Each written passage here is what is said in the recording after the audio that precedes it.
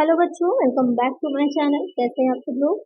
आप लोग को मैं एस्टेट का जो आपका फॉर्म आया है, हरियाणा टीचर्स एलिजिबिलिटी टेस्ट, इसकी प्रिपरेशन करा रही थी। तो उस पर एक वीडियो मैंने अपलोड करी थी जिसमें मैंने समझाया था कि बिजनेस क्या होता है, बिजनेस का नेचर क्या रहता है, कितने टाइप्स का होता है, इसके बारे में हमने समझा था और एमसीक्यू सॉल्व किए थे।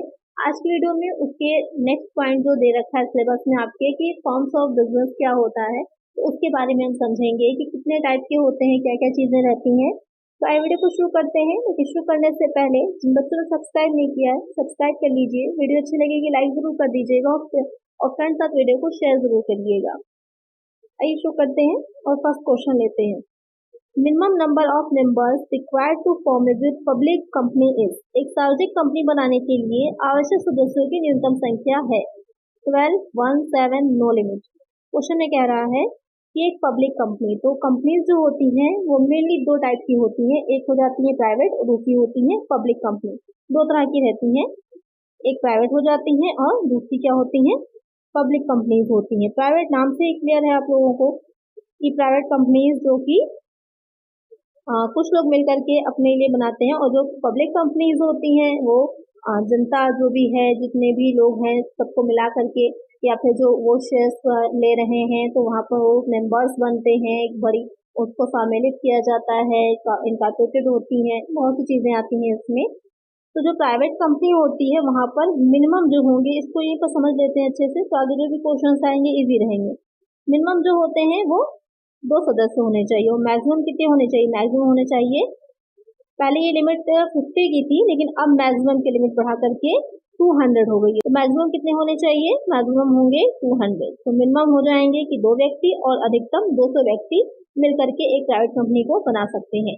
और जब बात पब्लिक कंपनी की आती है तो पब्लिक कंपनी के लिए मिनिमम की अगर हम बात करें तो मिनिमम कितने होते हैं, मिनिमम 7 सदस्य होते हैं। 7 लोग होने चाहिए किसी भी पब्लिक कंपनी के। अगर 7 से कम होते हैं तो कोई टाइम लिमिट दे रखी है, उसके अंदर वापस से इनको 7 सदस्य करने होते हैं, अदरवाइज कि पब्लिक कंपनी नहीं रह जाएगी। और मैक्सिमम की अगर बात करें तो एक पब्लिक कंपनी में मैक्सिमम की कोई भी लिमिट डिसाइड नहीं है। कितने भी मैक्सिमम हो सकते हैं, कितने भी सदस्य हो सकते हैं, एक पब्लिक कंपनी में कोई भी लिमिट डिसाइड नहीं है। तो यहाँ पर आपके 4 क्वेश्चन बन गए, प्राइवेट का मिनिमम पूछे या पब्लिक का मिनिमम पूछे, या फिर प्राइवेट का मैक्सिमम या फिर पब्लिक का मैक्सिमम। आपके 4 क्वेश्चन तैयार हो गए। यहाँ पर जो कह रहा था कि न्यूनतम संख्या कितनी होती है एक पब्लिक कंपनी के लिए, तो न्यूनतम संख्या हो जाती है 7। आपको समझ में आ गया होगा आप सबके बारे में कि कितनी होती है, तो करेक्ट आंसर होगा ऑप्शन सी। नेक्स्ट क्वेश्चन है, भारतीय साझेदारी अधिनियम 1932 साझेदारी को इस प्रकार परिभाषित करता है। The Indian partnership act 1932 defines partnership as the relation between persons who have agreed to share the profit of the business carried on by all or any one of them acting for all. The relation between persons who have agreed to carry on business activities together. The relation between persons who have agreed to share the profit of the business carried on by all of them together, none of these. तो यहाँ पर आपसे पूछा है कि जो Indian partnership act 1932 है, भारतीय साझेदारी अधिनियम 1932 है, उसके अनुसार साझेदारी क्या होती है। वैसे तो साझेदारी की डिफिनेशन पार्टनरशिप ये हम लोग बहुत सी समझते हैं, लेकिन उसके अकॉर्डिंग क्या डिफिनेशन होती है आपको ये बताना है। तो वहां पर साझेदारी क्या होती है, कुछ व्यक्ति होते हैं मिलकर आपस में बिजनेस कर रहे होते हैं, और उस बिजनेस में जो भी प्रॉफिट होता है उसको एक दूसरे के साथ साझा करते हैं, और साझा करने के लिए सहमत होते हैं। या तो सब मिलकर के कार्य करते हैं, या फिर उनकी तरफ से कुछ या फिर कोई एक कार्य करता है, जैसा आपस में उनके डिसाइड हो। तो आइए देखें कि ये जो भी अभी मैंने समझाया ये पूरा किस एक पॉइंट में दे रखा है। तो पहला पॉइंट जो उनका था, उन व्यक्तियों के बीच का संबंध सभी द्वारा किए गए व्यवसाय के मुनाफे को साझा करने के लिए सहमत हो, या उनमें से कोई एक सभी के लिए कार्य कर रहा है। तो ये डिफिनेशन में सारी चीजें आ जाती हैं, यही हो जाएगा हमारा करेक्ट आंसर। देखिए कुछ क्वेश्चंस ऐसे होते हैं जहां पर जितने भी पॉइंट से रखे होते हैं सब करेक्ट होते हैं, लेकिन आपको ढूंढना होता है कि कौन ज्यादा करेक्ट है, कौन ज्यादा जो भी पूछा गया उसके नियर होगा। तो सबसे ज्यादा जो सही आएगा वो आपकी ऑप्शन ए हो जाएगा। तो एक आंसर हो जाएगा ऑप्शन ए। नेक्स्ट क्वेश्चन है, साझेदारी फर्म के साझेदारों की देनदारी असीमित होती है, इसका अर्थ है The partners of a partnership firm have unlimited liability. This means that Partners' personal assets cannot be used for repaying the firm's debt. Partners' personal assets can be used to repay the firm's debt and liabilities. Partners will enjoy unlimited profit. Profit is distributed according to the amount of their capital contribution. Question में क्या पूछा गया था कि जो साझेदारी firm होती है उसके साझेदारों की जो देनदारी होती है या दायित्व कह सकते हैं असीमित होता है, इसका क्या अर्थ होगा।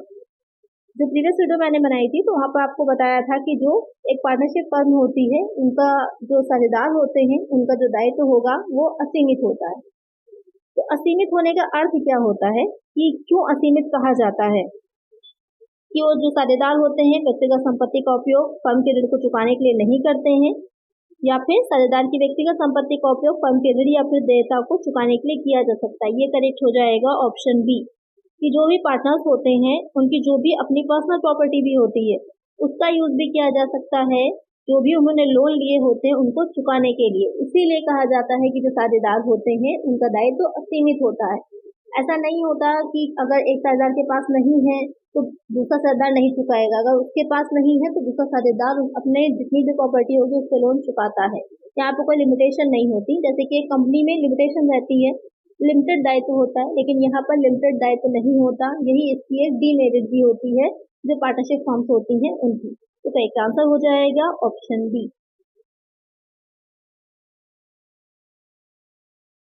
नेक्स्ट क्वेश्चन है, जो साझेदार व्यवसाय की दैनिक गतिविधियों में भाग नहीं लेता वह डैश साझेदार है। Partner who doesn't take part in the day to day activities of the business is a dash partner. Active, dormant, secret, none of this. तो कोई साझेदार है, जैसे कि भी बताया है था आपको मैंने जो डिफिनेशन थी वहां पर कि सभी साझेदार जरूरी नहीं है कार्य करें, कोई एक साझेदार कर सकता है या 2-3 साझेदार कर सकते हैं। तो यहाँ पर कोई एक साझेदार है, वो साझेदार तो है, उसने कैपिटल तो लगाई है लेकिन वो बिजनेस एक्टिविटीज में डेली अपना योगदान नहीं देता, कंट्रीब्यूशन नहीं देता है, उसे क्या कहते हैं? उसे कहते हैं निष्क्रिय साझेदार, गवर्नमेंट पार्टनर। तो एक आंसर हो जाएगा ऑप्शन बी।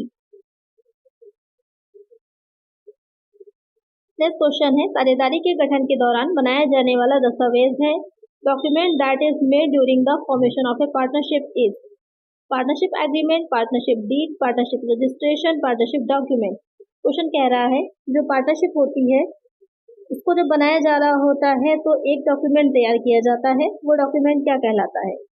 साझेदारी समझौता, साझेदारी विलेख, साझेदारी पंजीकरण, साझेदारी दस्तावेज। अब चारों देखिए सिमिलर जैसे हैं, आपको थोड़ा कंफ्यूजन होगा। तो कंफ्यूजन किसमें ज्यादा होगा? कंफ्यूजन होगा पार्टनरशिप एग्रीमेंट और पार्टनरशिप डीड में। तो जो तैयार किया जाता है वो साझेदारी विलेख होता है, पार्टनरशिप डीड होता है। तो एक आंसर क्या हो जाएगा? Option B. हो सकता है आपके आंसर में विलेख की जगह संलेख लिखा हो, साझेदारी संलेख। तो विलेख और संलेख दोनों एक ही चीजें हैं, वहां पर कंफ्यूज मत होइएगा एग्जाम में। अगर साझेदारी संलेख होगा तो वही आपका आंसर होगा। तो एक आंसर हो जाएगा ऑप्शन बी।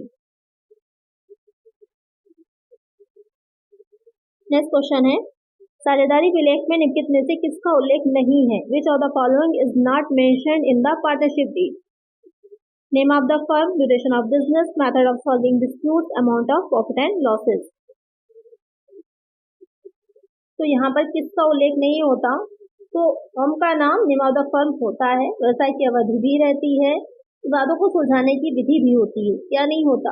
लाभ और हानि की राशि जो होती है, amount of profit and loss, वो नहीं लिखा रहता, क्योंकि पहले से कैसे डिसाइड कर सकते हैं कि कितना प्रॉफिट होगा। इसलिए ये चीज जो होती है वो जो साझेदारी विलेख या पार्टनरशिप डीड तैयार किया जाता है उसमें नहीं होती। तो एक आंसर क्या हो जाएगा? Option D. अगर वीडियो अच्छी लग रही है अभी तक आपको तो लाइक जरूर कर दीजिएगा वीडियो को। नेक्स्ट क्वेश्चन है, साझेदारी फर्म के लिए पंजीकृत होना डैश है। It is dash for a partnership firm to get registered, mandatory, optional, necessary, none of this. Question में कह रहा है कि एक अगर पार्टनरशिप फर्म है उसके लिए रजिस्टर्ड होना क्या है? अनिवार्य है, वैकल्पिक है, आवश्यक है, इनमें से कोई नहीं। तो जो अनिवार्यता की बात आती है मैंडेटरी की, तो जो एक कंपनी होती है, कंपनी के लिए रजिस्ट्रेशन क्या होता है? मैंडेटरी होता है, अनिवार्य होता है। किसके अंडर में? कंपनीज एक्ट 1956, जो अब आपका 2013 के नाम से आ रहा है कंपनीज एक्ट, उसके अंडर में रजिस्ट्रेशन कंपलसरी होता है। लेकिन जो साझेदारी होती है उसका अधिनियम क्या है? भारतीय साझेदारी अधिनियम 1932। इसके अंडर में एक साझेदारी फर्म को अपना रजिस्ट्रेशन करवाना क्या होता है, वैकल्पिक होता है, उनकी इच्छा पर होता है, वो करवाना चाहे तो करवा सकती हैं, नहीं तो ना करवाएं, ऑप्शनल होता है। नेक्स्ट आंसर हो जाएगा ऑप्शन बी। नेक्स्ट क्वेश्चन है, एक साझेदारी फर्म को निम्नलिखित के तहत पंजीकृत किया जा सकता है। A partnership firm can be registered under the partnership act 1932, the Indian contract act 1872, the partnership act 1994, the partnership act 1922। तो अभी की वीडियो में मैंने एक 2-3 बार बोला है कि कौन सा अधिनियम है जिसके अंतर्गत होती है, तो आप लोगों ने अगर ध्यान से सुनी होगी अभी तक की जो वीडियो है, अगर ध्यान से आपने सुनी है और ध्यान से पढ़ा है तो आपको पता है कि इसका करेक्ट आंसर क्या है। जल्दी से मुझे कमेंट करिए कि इसका करेक्ट आंसर क्या है। जितने बच्चों का सही होगा उन सबका नाम मैं नेक्स्ट वीडियो में जरूर मेंशन करूंगी। तो आप लोग जल्दी से इसका करेक्ट आंसर मुझे बताइए कि जो साझेदारी होती है उसको किस अधिनियम के अंतर्गत पंजीकृत किया जाता है। नेक्स्ट क्वेश्चन है, सहकारी समिति का मुख्य उद्देश्य है to main motive of a cooperative society is to earn profit, to provide services to its members, to inculcate a habit of saving among members, to cooperate and work as a team with members। Question में कह रहा है कि एक जो सहकारी समिति होती है उसका मुख्य उद्देश्य क्या होता है। कोऑपरेटिव सोसाइटी का लाभ कमाना, अपने सदस्यों को सेवाएं प्रदान करना, सदस्यों में बचत की आदत विकसित करना या फिर सदस्यों के साथ सहयोग करना और एक टीम के रूप में काम करना। तो सबसे पहले तो क्वेश्चन ये आ जाता है कि सहकारी समिति होती क्या है। तो जो सहकारी समिति होती है, कोऑपरेटिव सोसाइटी होती है, लोगों का एक संघ होता है। कुछ लोग होते हैं उनका एक सोसाइटी बना लेते हैं। किस लिए बनाते हैं? आपसी लाभ, म्यूचुअल प्रॉफिट के पर्पज से, जो कि सामाजिक, आर्थिक या फिर सांस्कृतिक होता है, यानी कि सोशल वेलफेयर के लिए, इकोनॉमिक वेलफेयर के लिए या फिर कल्चरल वेलफेयर के लिए अपनी सोसाइटी एक बना लेते हैं और मिल करके स्वेच्छा से काम करते हैं, तो कहलाती हैं कोऑपरेटिव सोसाइटी। अब आ जाता है कि क्वेश्चन में आपकी क्या पूछा है कि क्या मुख्य उद्देश्य होता है। तभी मैंने क्या उद्देश्य आपको बताए थे, लाभ कमाना, सिर्फ प्रॉफिट नहीं होता, या फिर सदस्यों की बचत की आदत विकसित करना भी नहीं, या फिर सदस्यों के साथ सहयोग एक टीम के रूप में काम करना भी नहीं। क्या होता है, मेन उनका ऑब्जेक्टिव हो जाता है कि जो सदस्य होते हैं उनको सेवा प्रदान करना, provide services to its member. तो एक आंसर क्या हो जाएगा, ऑप्शन बी। नेक्स्ट क्वेश्चन है, सहकारी समितियां अपनी पूंजी कैसे जुटाती हैं। How does the cooperative societies raise its capital? By issuing shares to its members, by issuing shares to the public, by getting donations, none of these. कैसे पूंजी जुटाती हैं? तो जिनकी जो पूंजी होती है, जिनके मेंबर्स होते हैं, उन्हीं मेंबर्स को ये अपने शेयर्स जारी करती हैं, उनसे इनकी पूंजी आती है। तो यहाँ पर करेक्ट आंसर क्या हो जाएगा, ऑप्शन बी। जो सहकारी समितियां या फिर कॉर्पोरेट सोसाइटीज होती हैं, बहुत तरह की होती हैं, जैसे कि प्रोड्यूसर्स कॉर्पोरेट सर्विसेज होती हैं, कंज्यूमर्स के लिए होती हैं, कॉमर्स की होती हैं, मार्केटिंग की होती हैं, या फिर कॉर्पोरेटिव हाउसिंग सोसाइटीज होती हैं। तो इनके अलग अलग टाइप्स की रहती हैं, बहुत सी तरह की होती हैं, और जो भी इनके मेंबर्स होते हैं उनसे ही ये क्या करती हैं, जो भी अपनी कैपिटल इनको चाहिए होती है उसको जुटाती हैं। एक आंसर हो जाएगा ऑप्शन बी।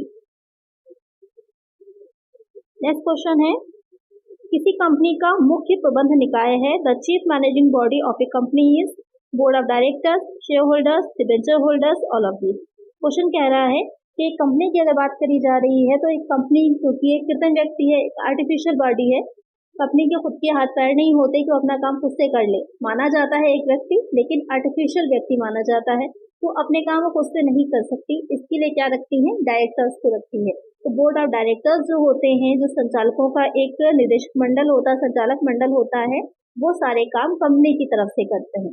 तो यहाँ पर जो प्रबंध निकाय होता है मुख्य, वो हो जाता है निर्देशक मंडल, बोर्ड ऑफ डायरेक्टर्स। तो एक आंसर हो जाएगा ऑप्शन ए।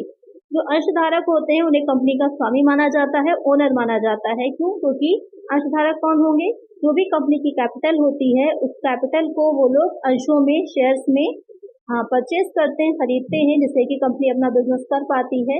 इसलिए वो कंपनी के क्या हो जाते हैं, स्वामी होते हैं। कई तरह के होते हैं, इक्विटी शेयर होल्डर्स होते हैं, प्रेफरेंस शेयर होल्डर्स होते हैं। ऋण पत्र धारक वो होते हैं जो कि कंपनी को ऋण दे रहे होते हैं, लोन दे रहे होते हैं, उसके बदले में कंपनी उनको जो पत्र जारी करती है वो क्या कहलाता है, डिबेंचर कहलाता है, ऋण पत्र कहलाता है। तो लेकिन जो मेन मैनेजिंग का काम होता है वो निदेशक मंडल करता है। तो एक आंसर हो जाएगा ऑप्शन ए। नेक्स्ट क्वेश्चन है, एक निजी कंपनी वह है जो, a private company is one which limits the number of members, restricts the transferability of shares, prohibits the public to subscribe to its securities, all of these. Question कह रहा है कि एक निजी कंपनी क्या होती है। जैसे कि जो फर्स्ट क्वेश्चन था वहीं पर मैंने आपको समझाया था कि मेनली दो तरह की रहती है, पब्लिक और प्राइवेट कंपनी। तो जो प्राइवेट कंपनी होती है वो किस तरह की रहती है, अपने सदस्यों की संख्या को सीमित करती है, करेक्ट है। जैसे कि मैंने बताया था कि मिनिमम 2 और मैक्सिमम 200 होते हैं। उसके बाद दूसरा पॉइंट जो कह रहा है कि जो उसके शेयर्स होते हैं वो ट्रांसफरेबल नहीं होते। जो पब्लिक कंपनी होती है, पब्लिक कंपनी में जो भी शेयर होल्डर्स होते हैं अपने शेयर्स को दूसरे व्यक्तियों को ट्रांसफर कर सकते हैं, लेकिन एक प्राइवेट कंपनी में ऐसा नहीं है। जो शेयर होल्डर है वो अपने शेयर्स को दूसरे को ट्रांसफर नहीं कर सकता।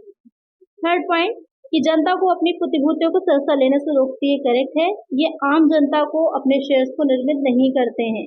जैसे कि एक पब्लिक कंपनी है, पब्लिक कंपनी प्रोस्पेक्टस जारी करती है, कोई भी उनके अंशों को परचेज कर सकता है, लेकिन प्राइवेट कंपनी में ऐसा नहीं है। प्राइवेट कंपनी में कोई भी व्यक्ति, आम जनता उनके अंशों को नहीं परचेज कर सकती, इसलिए वो प्रोस्पेक्टस भी जारी नहीं करते हैं। तो यहाँ पर जो एक निजी कंपनी होती है उसमें ये तीनों ही क्या रहेंगी, फीचर्स होते हैं, तीनों ही विशेषताएं होती हैं। तो यहाँ पर एक आंसर क्या हो जाएगा, option D, all of this.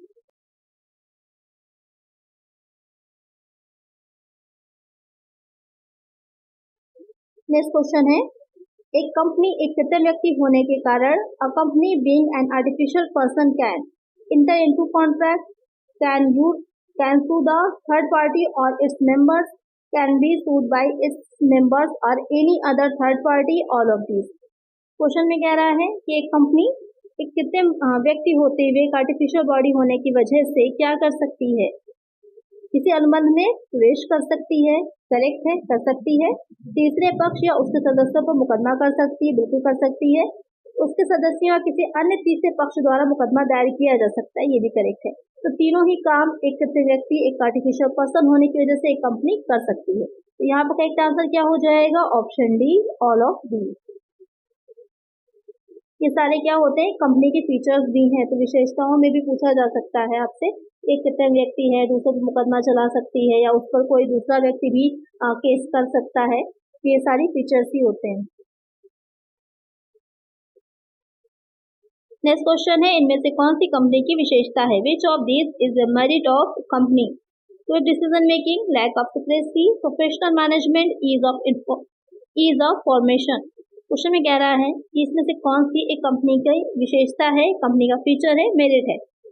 त्वरित निर्णय लेना, एक कंपनी में इतनी जल्दी डिसीजन नहीं लिए जा पाते, क्यों, क्योंकि ये कंपनी काफी बड़े पैमाने पर बिजनेस करती है।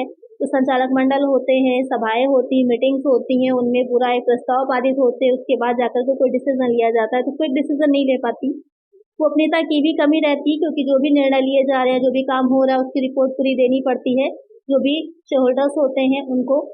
व्यवसायिक प्रबंधन और गठन में आसानी, ईज ऑफ फॉर्मेशन भी इजी नहीं होता, काफी डिफिकल्ट होता है। प्रमोशन किया जाता है, प्रवर्तन जिसे कहा जाता है, यहाँ पर वो वाला प्रमोशन नहीं है मार्केटिंग से रिलेटेड। ये प्रमोशन जो होता है कंपनी लॉ में, जब एक कंपनी को बनाया जा रहा होता है तो उससे रिलेटेड होता है, उसको प्रवर्तन बोलते हैं। तो प्रवर्तन होता है, उसमें अलग अलग पार्षद सीमा नियम, अंतर नियम बनाया जाता है, प्रोस्पेक्टस जारी किया जाता है, बहुत सी कार्रवाई की जाती है, बहुत सा काफी लंबा प्रोसीजर है, उसके बाद एक कंपनी बनती है। लेकिन जो व्यावसायिक प्रबंधन होता है, प्रोफेशनल मैनेजमेंट, वो एक कंपनी में देखने को मिलता है। क्यों, क्योंकि एक प्रॉपर एक संचालक मंडल बनता है, उनका अपना बोर्ड ऑफ डायरेक्टर्स होते हैं, मैनेजमेंट एक अच्छे से होता है। तो ये एक विशेषता होती है एक कंपनी की। तो इसका आंसर क्या हो जाएगा, ऑप्शन सी। नेक्स्ट क्वेश्चन है, minimum number of members required to form a private company is, एक निजी कंपनी बनाने के लिए आवश्यक सदस्यों की संख्या है, न्यूनतम सदस्य संख्या पूछी है 5, 3, 2, 4। बहुत इजी सा क्वेश्चन है। सबसे फर्स्ट क्वेश्चन जो था वहीं पर मैंने आपको बताया ही था कि एक प्राइवेट कंपनी के लिए न्यूनतम कितने होने चाहिए, 2 सदस्य कम से कम होने चाहिए। तो इसका आंसर क्या हो जाएगा, ऑप्शन सी। तो आज की वीडियो में इतना ही। आई होप आपको वीडियो अच्छी लगी होगी। फॉर्म्स ऑफ बिजनेस के जितने भी फॉर्म्स होते हैं बहुत अच्छे समझ में आ गए होंगे। जो मोस्ट एक्सपेक्टेड क्वेश्चन बन सकते हैं या एग्जाम में आपके आ सकते हो मैंने इंक्लूड किए हैं इसमें। इसका जो नेक्स्ट जो सिलेबस है उसमें जो नेक्स्ट पॉइंट है वो हम पढ़ेंगे नेक्स्ट वीडियो में। इसका सिलेबस मैंने अपलोड किया, उसकी भी वीडियो है, एक प्लेलिस्ट इसकी चैनल पर मैं बना दूंगी, जिससे कि आपको सारी वीडियोस एक जगह मिल जाएंगी। तो अगर वीडियो अच्छी लगी है तो लाइक कर दीजिएगा, और चैनल पर नया सब्सक्राइब नहीं किया है सब्सक्राइब कर लीजिए, और फ्रेंड्स और वीडियो को शेयर भी कर दीजिएगा। मिलते हैं नेक्स्ट वीडियो। Thank you.